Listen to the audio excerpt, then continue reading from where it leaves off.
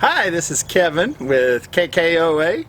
So today I'm going to talk to you about what kind of things do you need to go camping and people that own an RV. So there's many different things to purchase, and sometimes it can be a little overwhelming on all the things that you need to buy and things to have. But I've had many people come to me and ask me and say, hey, what do you recommend? What things do you recommend to do? As you know, last year through season 1, Kim and I made a lot of mistakes, and we've learned a lot along the way. So we want to kind of share with you guys kind of some of the best things that we've come to find that kind of help along the way, and what we recommend for you guys. All right, one of the first things that you're going to need to get you some chocks. So they come in many different sizes and many different shapes. They got these little cheap kind of plastic ones. These are like the first ones that we kind of started with. They work okay. I mean, they do the job, they do the purpose. But however, they're kind of cheap and plastic, and like if you pull off, it's very easy to leave them in and run over and flatten them out. So you kind of don't really want something that's actually going to be able to move. So we've kind of upgraded. So anyway, what we kind of went to kind of more of a heavier rubber. They actually sell these. These are the ones I would kind of recommend. I'll put the link down below so you'll kind of have an idea, but these are kind of like a real thick, heavy rubber. These I like a lot better because they actually go in the wheels better, and they provide a little bit heavier protection. You won't be able to run over these. These will actually stop the tires and everything that you need. So definitely highly recommend these. These are picked up pretty cheap or whatever at Amazon, or you can get them anywhere. So the next thing that you're going to need some type of leveling. We started out with these.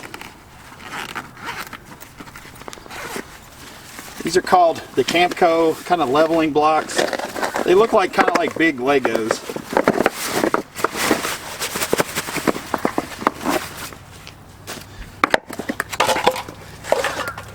The first thing you're going to need to do is once you get into your spot, you're going to need to level it up. These kind of work pretty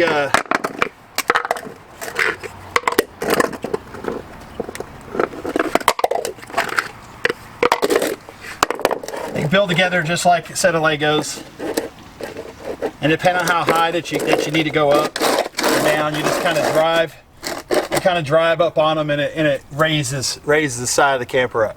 So these worked okay with that. As you can see in some of the other videos that we've done when we were at Horseshoe Bend, this by far was the absolute worst nightmare on trying to level on this spot.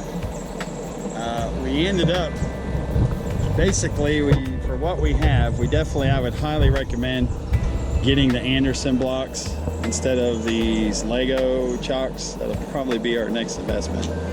We've had to raise these, but you really kind of can't get up high enough, and then they sometimes slide on there. They'll work in kind of a pinch, or kind of do with the pad if you get on the gravel.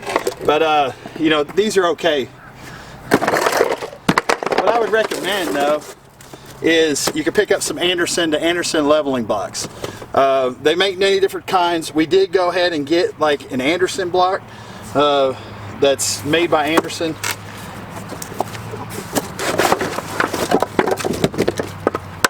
These are real simple, basically the same concept. Set that in there and then back up or drive over them. Once you back up, drive over, it actually raises the vehicle up. I think these run about 60 bucks a piece or so.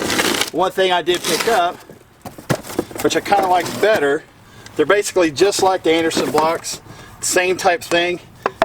These kind of came with a little pad, little rubber pad, and a little level, a little bit more in a kit. It's a little bit kind of a cheaper off-brand, but they basically are identical and do the same. So same concept. So these work really great.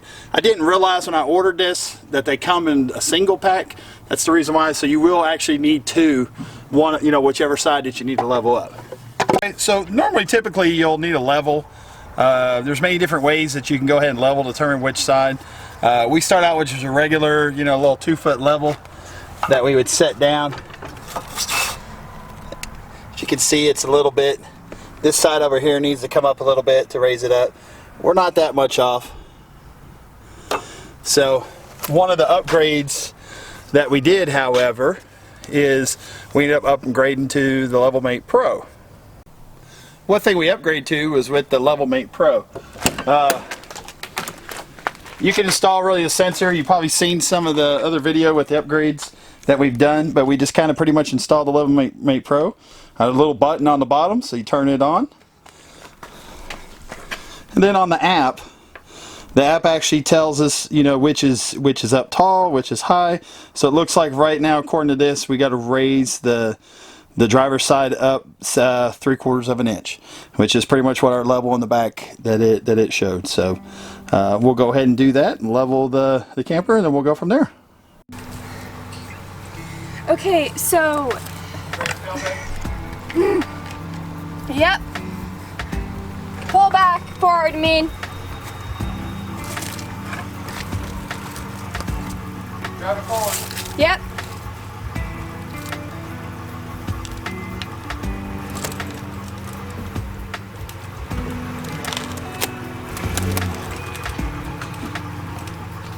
Is it good?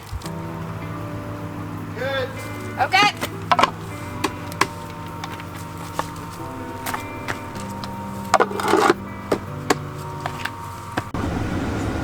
So as you see, as we go with the Level Mate Pro, it actually will go and say exactly how level it is. So right now it's showing it exactly level. Alright, most campers and everything else, depending on what type of leveling system, leveling jacks, whether you've got the scissor jacks or you got the fold down pads, they'll come with the, you know, kind of a wrench with a socket that you just kind of put your yellow pads under there and you crank down like so. Okay. That works really good, but anyway, you can get an upgrade by getting either a socket adapter, or, you know, a 3/4 inch socket, or they actually make a actual socket adapter that can go into a drill or impact wrench. This is what we usually do because it goes so much quicker. We usually use the impact because it actually goes so much quicker.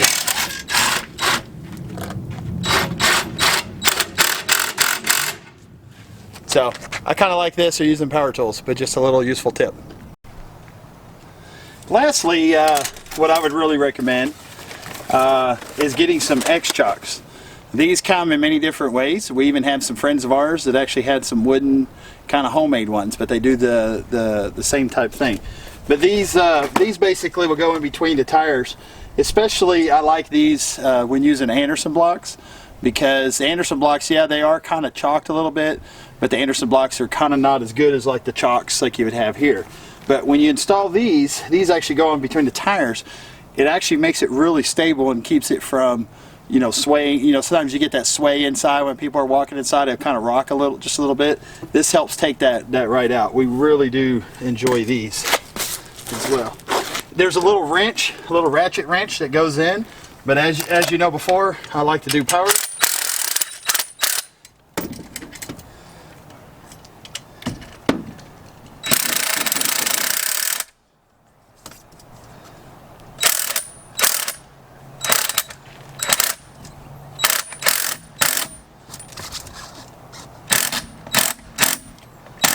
Just go just like so. This adds an extra layer of protection, especially on the hill, but it also definitely keeps the rocking motion. Highly recommend. All right, the next thing you really need to look at is for power. So definitely highly recommend you need to get some kind of surge protector. This is a 30 amp since my rig is a 30 amp unit, so all I need is a 30 amp surge protector. This surge protector is actually a surge guard. They make many different kinds. This is by Southwire.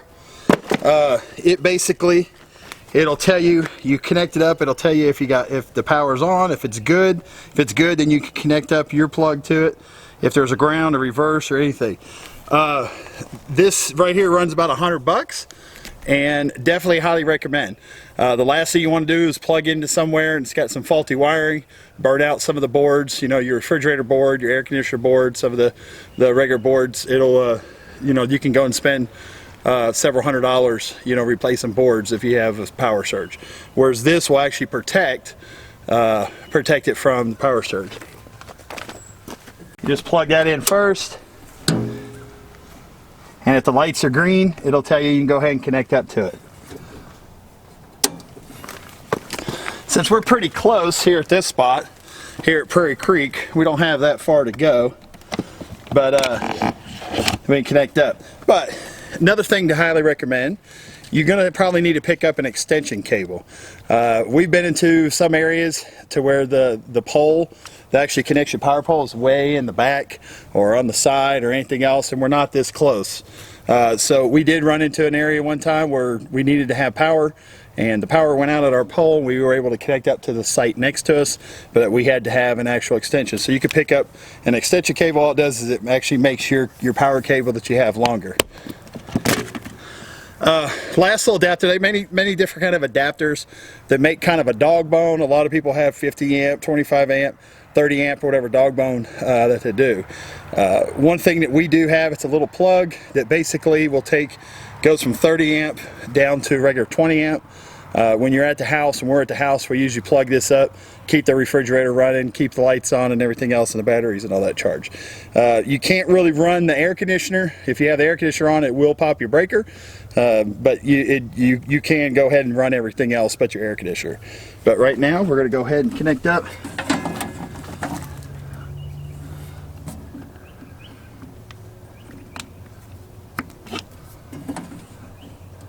And so we're good. All right, the next thing that you need is you need to have a water hose. You definitely want to make sure you have a water hose that's drinking safe, that's designed for the RV. They have many different types. This particular one, they make it kind of a white hose that you can pick up anywhere, Camping World, Walmart, anything. This is okay, except for once you connect it up, you try to roll it up, gets all kinked up, makes it a little difficult. I rolled it up perfect this time, not to use. But I would highly recommend what we use. We upgraded to a 0G hose. This hose we absolutely love. Highly recommend getting a 0G hose. This is also drinking safe. It can go flexible. As you see, we just kind of store it, put it in a tote, and so it just makes it easy to kind of roll up. It doesn't kink up on you. You just connect it up and go, pretty much. You will need to pick up a fitting with the elbow.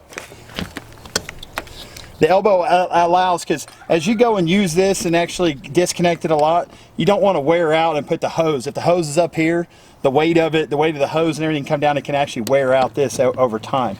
So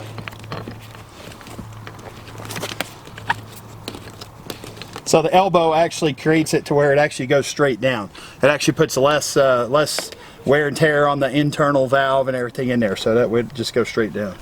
Another thing that we kind of recommend is have kind of a Y connector. That way you can also hook up your hose, and you can hook up a regular water hose. We usually hook up a regular water hose because we hook up to the Tornado that will clean out the black water tank. And also we use a water hose if we need to spray off or clean off the mud on our shoes or anything else. It's good to have that other connection and everything with that Y connector.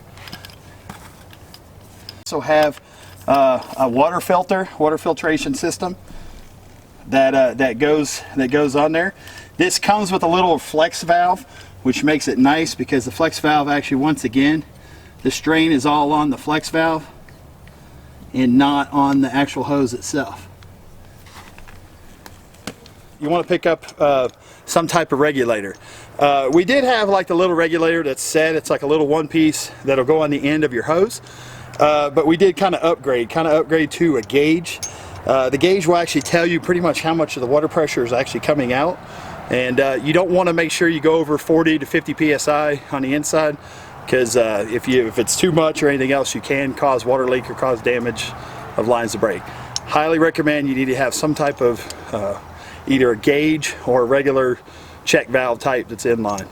After you have it all connected up, have your water filter in line, then have your gauge in line as well. So that's how it'll kind of go. But this kind of allows it to flex. So all the weight's on that. So now the next thing that you're going to do is you're going to need some type of sewer connection. A couple things that you're going to need to pick up You definitely need to get some gloves.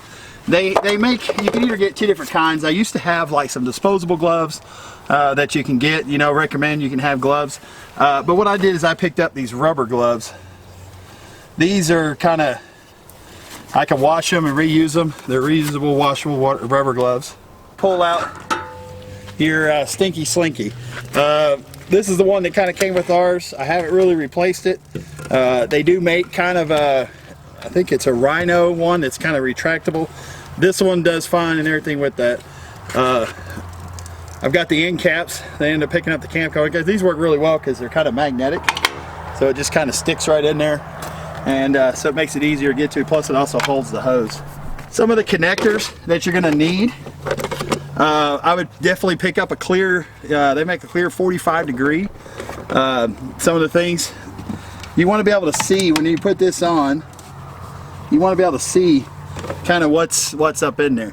They do sell some of these sprayers that you can hook on, you know, the Camco sprayer that has like a water hose, say. There's many videos, I saw some reviews and everything out there that they really don't work because it doesn't spray up in there. If you check out my video about doing the Tornado, highly recommend the Tornado, and the Tornado just connects right up here with the water hose, and we run the Tornado.